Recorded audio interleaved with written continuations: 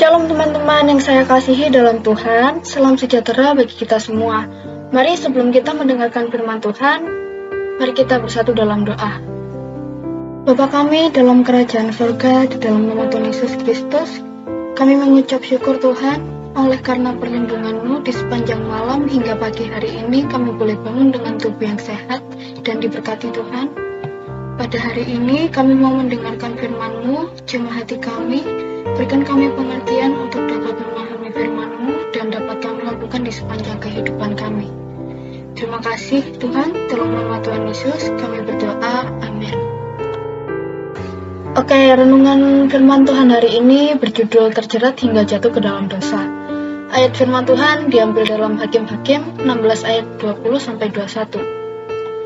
Lalu berserulah perempuan itu, orang Filistin menyergap engkau Simson, maka terjagalah ia dari tidurnya serta katanya, seperti yang sudah-sudah, aku akan bebas dan akan meronta lepas. Tetapi tidaklah diketahuinya bahwa Tuhan telah meninggalkan dia.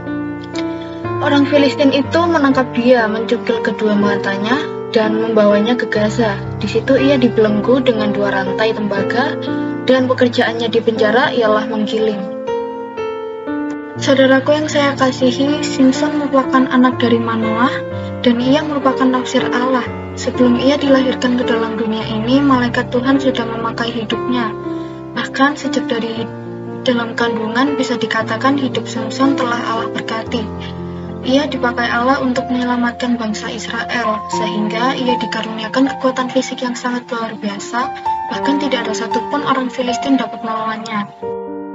Meskipun Simson merupakan naksir Allah, ia justru terjerat hingga akhirnya jatuh ke dalam dosa. Yang menyebabkan Simson jatuh ke dalam dosa yaitu wanita.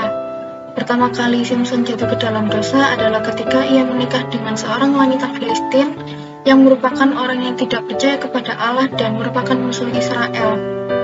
Setelah itu, ia jatuh kembali ke dalam dosa yang serupa ketika ia mencintai Delilah karena paras Delilah yang begitu cantik dan rupawan, sehingga membuat hati Simson luluh sama seperti sebelumnya. Delilah merupakan seorang yang tidak percaya dan tidak mengenal Allah. Bahkan Delilah tidak mencintai Simson. Delilah hanya memanfaatkan Simson agar memperoleh uang. Bahkan dia tega membohongi Simson agar ia mengetahui kekuatan Simson. Karena Simson amat mengasihi Delilah, ia sampai memberitahukan apa rahasia kekuatan yang ia miliki. Simson tidak tahu bahwa Delilah sedang menipunya, sehingga ia harus kehilangan kekuatannya dan orang Filistin berhasil menangkapnya. Teman-teman yang saya kasihi, mungkin di antara kita juga pernah mengalami hal yang serupa seperti Simson. Kita terlalu terbuai dengan apa yang ada di sekitar kita, seperti contohnya harta kedudukan atau pasangan yang cantik dan tampan, karena perasaan yang kita miliki justru terjerat hingga akhirnya jatuh ke dalam dosa. Manusia itu lemah sehingga ia mudah terbuai akan sesuatu yang terlihat dan berkilauan untuk mendapatkan sesuatu atau bahkan untuk mempertahankannya. Terkadang kita manusia melakukan berbagai cara meskipun itu membuatnya berdosa. Meskipun begitu, apakah pantas bagi kita orang yang percaya kepada Tuhan hidup seperti itu? Yang telah kita baca kiranya dapat menjadi renungan bagi diri kita bahwa tidak selamanya orang yang sudah dipilih Allah tidak melakukan kesalahan dan bahkan dapat terjerat dalam dosa jika ia hidup di luar kehendak Allah. Pada saat ini, marilah kita datang ke hadirat-Mu untuk berseru dan memohon penyertaan Tuhan agar kiranya kasih Tuhan tidak meninggalkan kita. Marilah kita meminta bimbingan kepada Tuhan agar Tuhan selalu membimbing setiap langkah kehidupan kita. Jangan kita terbuai akan perasaan kita sehingga membuat kita terjerat dalam perasaan itu. Harta, kedudukan, dan pasangannya yang memiliki paras yang rupawan hanyalah sementara. Sebab saat kita kembali kepada Tuhan, itu semua tidak akan kita bawa. Yang kita bawa merupakan pertanggungjawaban kita atas setiap perbuatan kita, itu perbuatan yang baik maupun yang jahat. Apa yang kita pertanggungjawabkan kelak merupakan hal yang jauh lebih penting dibandingkan tunduk akan perasaan yang kita miliki.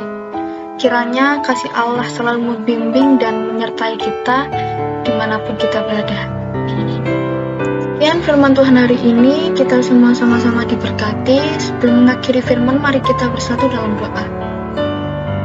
Bapa Surgawi, Tuhan yang kami sembah dan muliakan, dalam nama Tuhan Yesus, kami mengucap syukur dan terima kasih padamu.